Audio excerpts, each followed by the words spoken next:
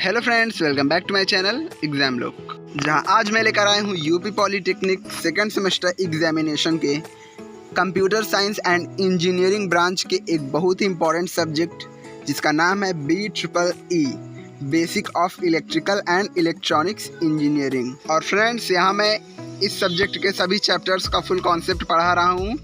ये हमारा 4th chapter है जिसका नाम है ट्रांसफार्मर्स। इसके पहले मैंने फर्स्ट चैप्टर और सेकंड चैप्टर पढ़ाया है।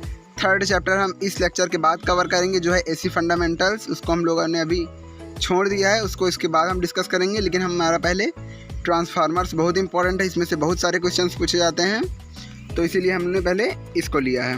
Computer science and engineering branch के सभी सब्जेक्ट्स के वीडियोज़ की प्लेलिस्ट आपको हमारे चैनल पर मिल जाएगी, आप लोग वहाँ से जाके देख सकते हैं। और सभी सब्जेक्ट के सभी चैप्टर्स की PDF के लिए आप लोग हमारे टेलीग्राम चैनल को ज्वाइन कर सकते हैं। उसकी भी लिंक मैं इस वीडियो के डिस्क्रिप्शन में और चैनल के डिस्क्रिप्शन में दे दूंगा, आप लोग ज्वाइन कर लीजिएगा। तो वीडियो शुरू करने से पहले अपने दोस्तों के साथ भी शेयर कीजिए ताकि ज़्यादा से ज़्यादा लोग हमारे इस चैनल के साथ, इस वीडियो के साथ जुड़ सकें। Then without wasting any time let's start. तो स्क्रीन पे हमारा ट्रांसफार्मर चैप्टर का टॉपिक आ चुका है। आइए देखते हैं पहला टॉपिक क्या है। पहले हमें टॉपिक दिया है व्हाट इज़ ट्रांसफार्मर। ट्रांसफार्मर क्या होता है, पहले हम ये जानेंगे।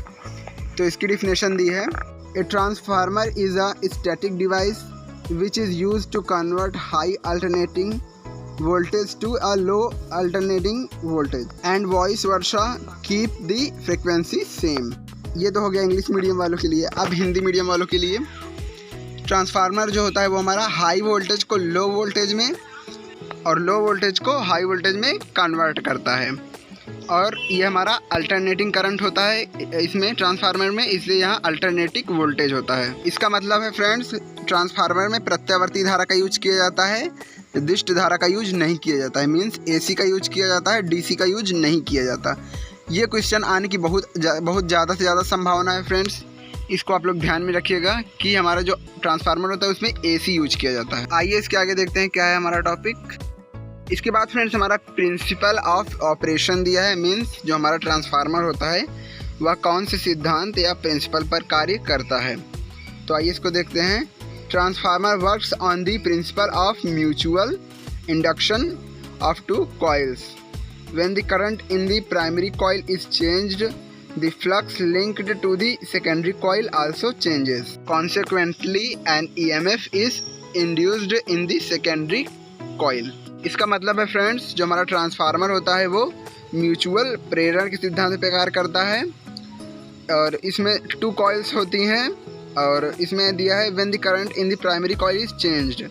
जब हमारी प्राथमिक कॉइल में करंट चेंज होती है तो जो उसके लिंक्ड फ्लक्स, उसके साथ जो फ्लक्स लिंक होता है सेकेंडरी कॉइल में, वो आल्सो चेंज, वो भी चेंज होता है। और सेकेंडरी कॉइल में ही EMF इंड्यूस्ड होता है। तो इसमें फ्रेंड्स ये ज़रूर याद रखिएगा कि जो हमारा प्रिंसिपल होता है ट्रांसफार्मर का वो होता है म्यूचुअल इंडक्शन, म्यूचुअल प्रेरण। ये याद रखिएगा, ये बहुत ही इंपॉर्टेंट है, हर जगह पूछा जाता है ये। इसके बाद है हमारा टॉपिक, यहाँ हमें ट्रांसफार्मर के बारे में कुछ पॉइंट्स दिए हुए हैं, इनको भी देख लेते हैं क्योंकि जो हमारा 1 लाइनर होता है इन्हीं में से पूछे जाते हैं। तो पहला पॉइंट है हमारा, a transformer is a static device. तो फ्रेंड्स सभी लोग याद रखिएगा कि जो हमारी ट्रांसफार्मर होती है वो एक स्टैटिक डिवाइस होती है, ना कि डायनेमिक डिवाइस। तो याद रखिएगा स्टैटिक डिवाइस। सेकंड है हमारा, the word transformer comes from the word transform. इसका मतलब है फ्रेंड कि जो हमारा ट्रांसफार्मर शब्द है उसकी उत्पत्ति ट्रांसफॉर्म शब्द से हुई है।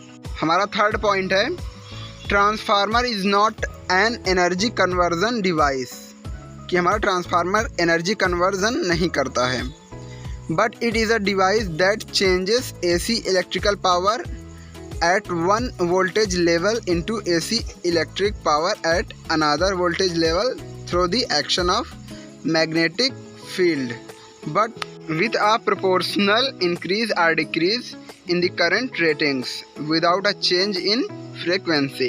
फ्रेंड्स इसका मतलब है जो हमारा ट्रांसफार्मर होता है वो एक एनर्जी कन्वर्जन डिवाइस नहीं होता है, लेकिन ट्रांसफार्मर विद्युत धारा की फ्रीक्वेंसी को चेंज किए बिना, मीन्स आवृत्ति में बदलाव किए बिना, हाई वोल्टेज को लो वोल्टेज में और लो वोल्टेज को हाई वोल्टेज में कन्वर्ट करता है। फ्रेंड्स इस पॉइंट में बताई जाने वाली सभी बातें बहुत ही इम्पॉर्टेंट हैं, सभी टॉपिक्स आप एक शॉर्ट नोट ज़रूर बनाइएगा ताकि आप लोग पेपर से पहले रिवीजन कर सकें, नहीं तो आप लोग वीडियोस ढूंढते ही रह जाएंगे और टाइम निकल जाएगा और फिर पछताए का हो जब चिड़िया चुग गई खेत।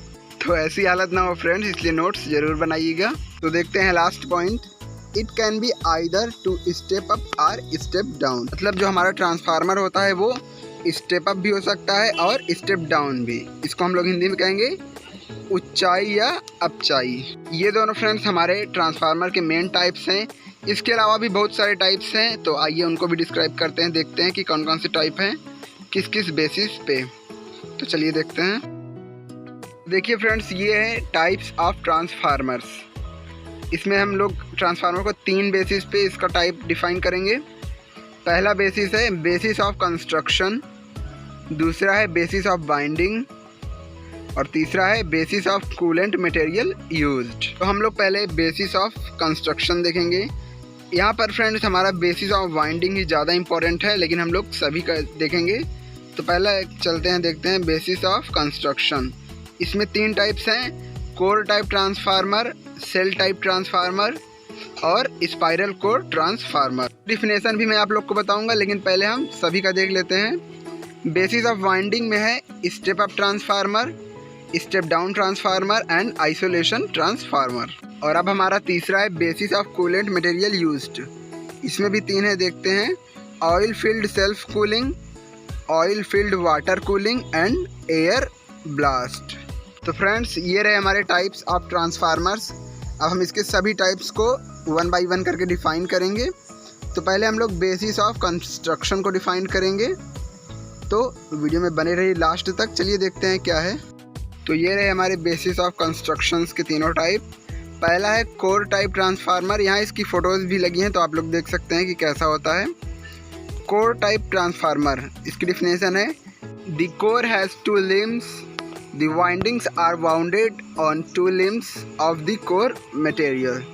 मीन्स जो इसके कोर होते हैं उसमें 2 limbs होती हैं। और फ्रेंड्स अब मैं बताने जा रहा हूँ ट्रांसफार्मर चैप्टर का एक बहुत ही इम्पोर्टेंट क्वेश्चन, जो कि है कि ट्रांसफार्मर की जो हमारी क्रोड होती है वो किस धातु की बनी होती है।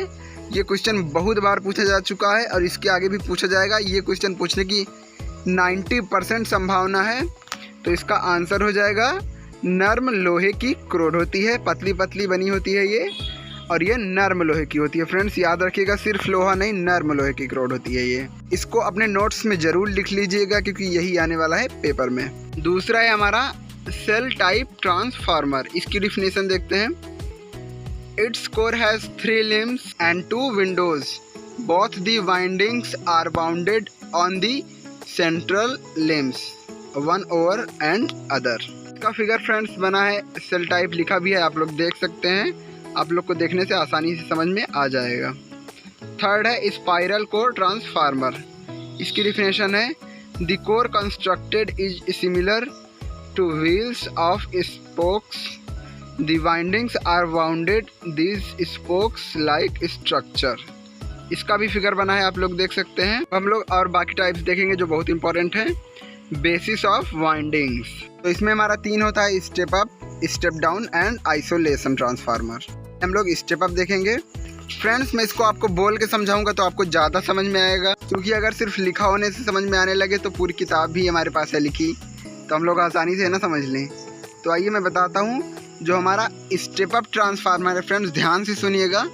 जो हमारा स्टेप अप ट्रांसफार्मर है वो लो वोल्टेज को हाई वोल्टेज में कन्वर्ट करता है, मीन्स स्टेप अप होता है। और सेकंड है हमारा स्टेप डाउन, मीन्स ये हाई वोल्टेज को लो वोल्टेज में कन्वर्ट करता है, मीन्स ये स्टेप डाउन होता है। के फिगर को आप लोग देखिए, जो ऊपर वाला सबसे फिगर है वो स्टेप डाउन है। इसमें देख सकते हैं फर्स्ट में प्राइमरी कॉइल में कम बाइंडिंग्स हैं और सेकेंडरी कॉइल में ज़्यादा है, मीन्स कम से ज़्यादा हो रहा है। और इसके नीचे वाले में देखिएगा वो है स्टेप डाउन, इसमें प्राइमरी कॉइल में ज़्यादा बाइंडिंग्स और सेकेंडरी कॉइल में कम बाइंडिंग्स हैं। तो हम समझ सकते हैं कि ये हमारा ज़्यादा वोल्टेज से कम वोल्टेज घट रहा है, तो ये हमारा हो जाएगा स्टेप डाउन। तो देखिए यहाँ ग्रेटर दैन लेस दैन करके दिया है, तो हमारा स्टेप अप जो होता है वो होता है NP is less than NS। जो हमारा NP है ये प्राइमरी है और जो हमारा NS है वो सेकेंडरी कॉइल है। मीन्स यहाँ जो NP है वो NS से कम है, हमारी सेकेंडरी कॉइल ज़्यादा है और प्राइमरी कॉइल कम है। इसी तरह दूसरा भी है step down transformer, NP is greater than NS, means यहाँ जो हमारी प्राइमरी बाइंडिंग है वो ज़्यादा है और हमारी सेकेंडरी बाइंडिंग कम है, तो ये हमारा स्टेप डाउन हो गया। इसके बाद हमारा तीसरा है आइसोलेशन ट्रांसफार्मर। देखते हैं इसमें क्या होता है। इसके पहले हम दोनों की डिफिनेशंस पढ़ लेते हैं, स्टेप अप और स्टेप डाउन की। स्टेप अप है the number of windings on primary side is less than the number of windings on the secondary side, और स्टेप डाउन है the number of windings on primary side are more than the number of windings on the secondary side.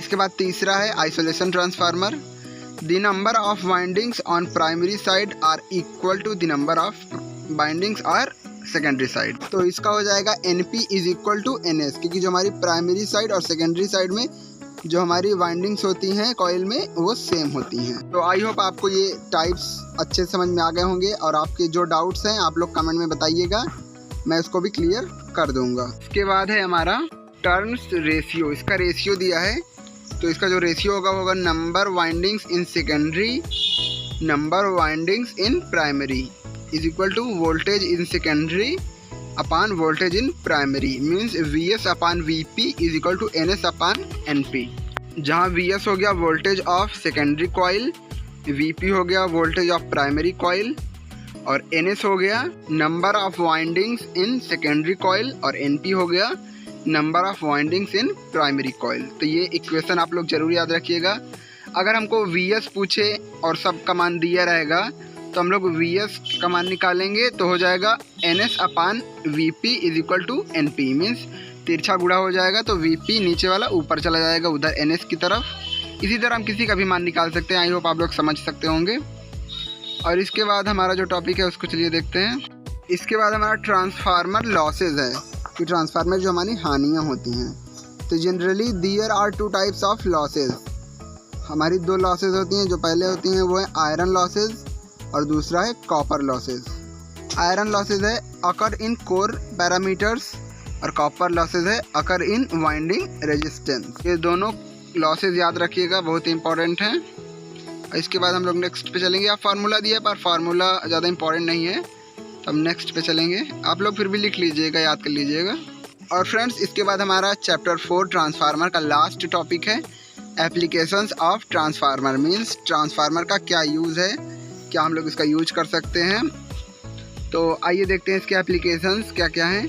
यहाँ 4 topics दिए हैं, 4 points दिए हुए हैं। पहला है transmitting electrical energy over long distances through wire, मतलब जो हमारा ट्रांसफार्मर होता है वो इलेक्ट्रिकल एनर्जी मीन्स विद्युत धारा को, विद्युत शक्ति या फिर पावर कुछ भी बोल सकते हैं, को बहुत दूर तक वायर तार की सहायता से भेजा जा सकता है। दूसरा पॉइंट है transformers with several secondaries are used in television and radio receivers where several different voltage are required, मतलब जो हमारा ट्रांसफार्मर होता है वो television means TV, radio receivers आदि में डिफरेंट वोल्टेज के साथ यूज़ होते हैं, रिक्वायर्ड होते हैं। थर्ड है used as voltage regulator. Fourth है used almost everywhere in day to day life, मतलब जो हमारे ट्रांसफार्मर्स होते हैं वो रोज़ाना के लाइफ में भी यूज़ होते हैं हर जगह। तो ये रहे आज के हमारे ट्रांसफार्मर चैप्टर के सभी important topics with full concept. इसके बाद फ्रेंड्स हमारे 2-3 चैप्टर्स और बचे हैं, उनको भी हम जल्दी कवर करेंगे। आई होप आप लोग को सब समझ में आया होगा। If you like my videos then please give a thumbs up and don't forget to subscribe to my channel. Also share with your friends and classmates. Also my all videos link in my description box. Playlist भी मैंने सभी subjects की बना दी है, so you can check there in my channel. Telegram की link भी मैंने इस वीडियो के डिस्क्रिप्शन में और चैनल के डिस्क्रिप्शन में भी डाल दी है। आप लोग चैनल को ज्वाइन करके वहाँ से सभी PDF डाउनलोड कर सकते हैं। अभी मैंने 3rd चैप्टर AC फंडामेंटल्स नहीं पढ़ाया है, लेकिन उसकी भी PDF मैंने आपको टेलीग्राम चैनल पे प्रोवाइड करा दी है, तो आप लोग वहाँ से देख लीजिएगा। तो दोस्तों ऐसे ही अपना प्यार और सपोर्ट बना के रखिए, हम भी आपका साथ नहीं छोड़ेंगे, हम भी आपको लास्ट सेमेस्टर तक हेल्प करेंगे और उसके आगे भी हेल्प करेंगे। और हम ये पेपर के बाद हम लोग हिस्ट्री, GK, GS सब लाने वाले हैं, तो आप लोग इंतज़ार करिए थोड़ा। दोस्तों हंसते रहिए, खेलते रहिए, मुस्कुराते रहिए, लेकिन पढ़ते ज़रूर रहिए। तो मिलते हैं नेक्स्ट वीडियो में एक नए चैप्टर के साथ। तब तक के लिए वीडियो देखने के लिए धन्यवाद। And in English, thanks for watching.